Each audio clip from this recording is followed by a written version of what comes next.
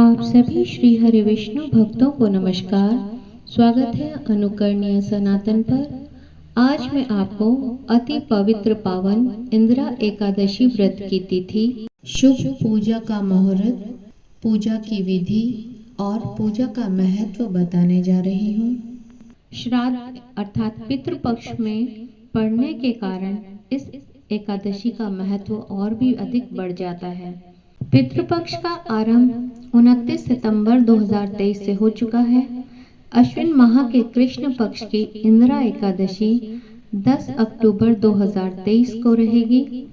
इंदिरा एकादशी के दिन व्रत करने से मनुष्य को यमलोक की यातना को सहन नहीं करना पड़ता।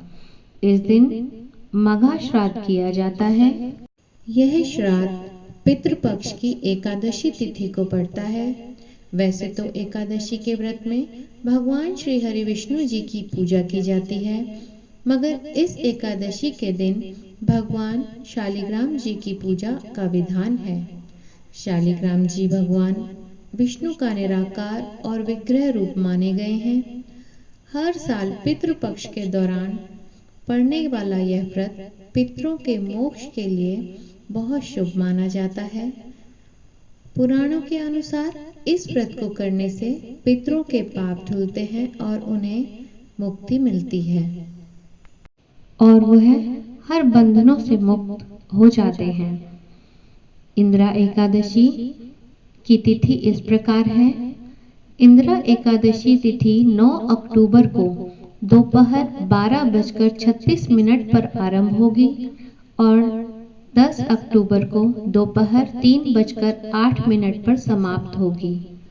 उदया तिथि में एकादशी व्रत 10 अक्टूबर 2023 मंगलवार को रखा जाएगा।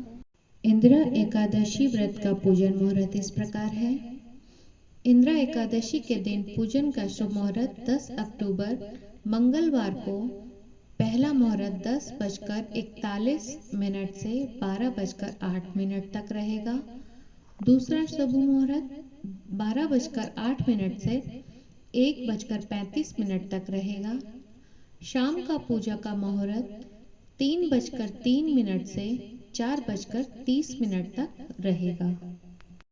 पितृपक्ष की इंदिरा एकादशी व्रत का पारण 11 अक्टूबर की सुबह 6:19 से सुबह 8:39 तक किया जाएगा। इस दिन द्वादशी तिथि का समापन शाम 5:37 पर होगा। इंदिरा एकादशी व्रत की विधि इस प्रकार है। आप सबको पता है कि यह व्रत श्राद्ध पक्ष की एकादशी तिथि पर पड़ता है, तो इस दिन हमें कुछ श्राद्ध के नियम भी करने होंगे। इस व्रत को करने से पहले पितृपक्ष की दशमी तिथि के दिन नदी में तर्पण करें और ब्राह्मणों को भोजन कराएं। इसके बाद आप स्वयं भी भोजन कर लें, मगर इतना जरूर ध्यान रखें कि दशमी तिथि के दिन सूर्यास्त के बाद भोजन आपको ग्रहण नहीं करना है। फिर एकादशी के दिन सुबह जल्दी उठकर व्रत का संकल्प लें और भगवान श्री हरि विष्णु का पूजन करें। पूजा करने के पश्चात दोपहर में फिर से श्राद्ध तर्पण करें और ब्राह्मणों को भोजन कराएं। फिर अगले दिन पूजा करने के बाद दान दक्षिणा आदि देकर आप पारण करें। इंदिरा एकादशी व्रत का महत्व इस प्रकार है। इंदिरा एकादशी की खास बात यह है कि यह पितृपक्ष में आती है, इसलिए इसका महत्व बढ़ जाता है। पद्म पुराण के अनुसार इस एकादशी व्रत को करने वाले व्यक्ति के 7 पीढ़ियों तक के पितृ तर जाते हैं। विधि पूर्वक पूर्वज के नाम पर दान किए जाने तो उन्हें मोक्ष मिलता है और व्रत करने वाले को वैकुंठ की प्राप्ति होती है।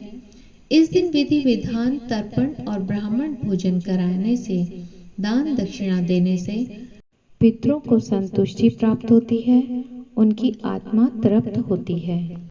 फलस्वरूप आपकी सभी विघ्न बाधाएं समाप्त हो जाती हैं।